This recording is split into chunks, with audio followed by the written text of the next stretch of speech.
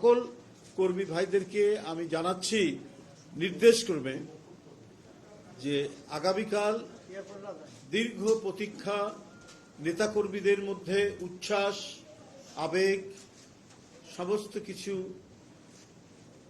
মিশে আছে তাদের হৃদয়ের মধ্যে।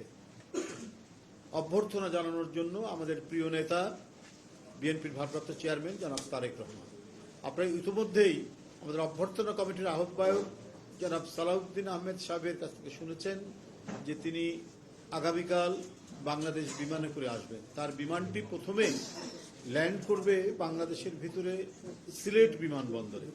সিলেট বিমানবন্দরে সেখানে এটা ল্যান্ড করবে।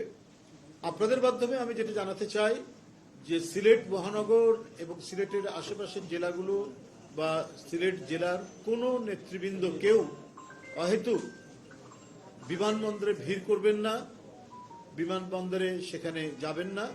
উনি ওই বিমানেই ঢাকায় এসে পৌঁছাবেন এবং ঢাকায় উনাকে আমরা এখানে তার আয়োজনের যে প্রস্তুতি নিচ্ছি তাকে তিনি আসবেন, এসে তার মা দেশনেত্রী বেগম খালেদা জিয়া আমাদের গণতন্ত্রের প্রতীক, সংগ্রামের প্রতীক, এদেশের এক মহান জাতীয় নেতা, তিনি আজ জীবন সন্ধিক্ষণে, জীবন সংকটে এভারকেয়ার হাসপাতালে রয়েছেন।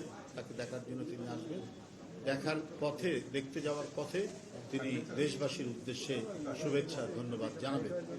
তো সেই ক্ষেত্রে আমার মূল বক্তব্য হচ্ছে যে সিলেটের কোনো নেতৃবৃন্দ কর্মীরা সিলেট বিমানবন্দরে সেখানে উপস্থিত হবেন না এবং অহেতুক সেখানে ভিড় করবেন। এটি আপনাদের মাধ্যমে আমি সিলেটবাসী এবং সিলেটের বিএনপির যত নেতৃবৃন্দ রয়েছেন মহানগর, জেলা এবং আশেপাশের জেলার সকলকে অবহিত করলাম। ধন্যবাদ।